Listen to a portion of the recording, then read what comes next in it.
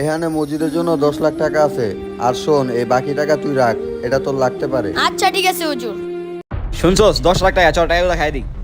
এই পিছিয়ে দাঁড়াই, তোর হাতে কি এগুলা? ভাই টাকাগুলো ল। দে টাকা দে। ভাই এই ব্যাগে কিছু নাই। আরে ধর এই পিছিয়ে ধর। ওই দাঁড়া।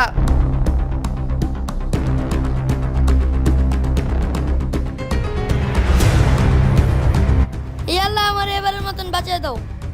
এই যে পাইছো রে, এই ব্যাগটা ল। দে ব্যাগ দে ব্যাগ। ভাই ভাই ভাই এই ব্যাগটা নিয়েন না।